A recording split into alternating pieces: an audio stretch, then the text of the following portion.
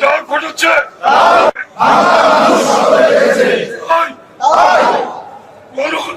গণ আন্দোলনকে সামনে রেখে বাংলাদেশের মাটিতে আমরা সসম্মানে পদের খবর সামনে রেখে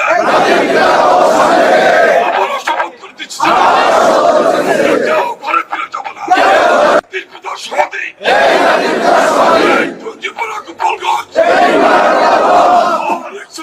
যুবলীগ আমরা সচেতন নাগরিকদের নিয়ে মানুষকে নিয়ে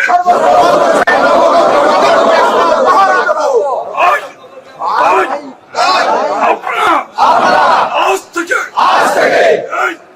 আবারও বলছি কতদিন পর্যন্ত বঙ্গবন্ধু কথা চলার দৃশ্য আমাদের রক্ত থাকতে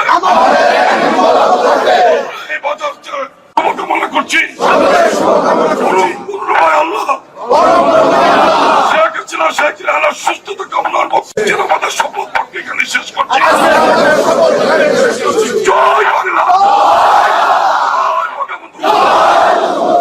শেখ হাসিনা।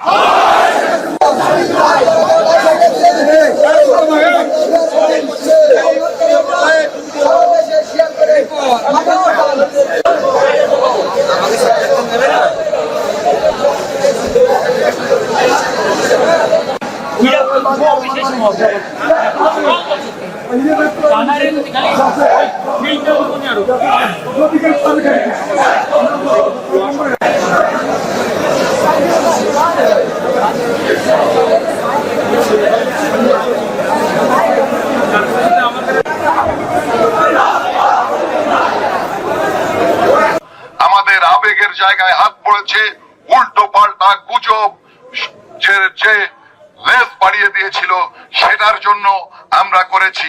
আমরা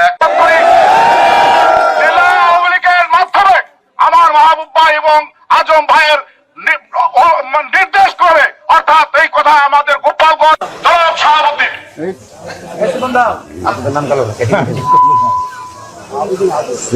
নিয়ে আপনারা রাজপথে নামবেন, কারণ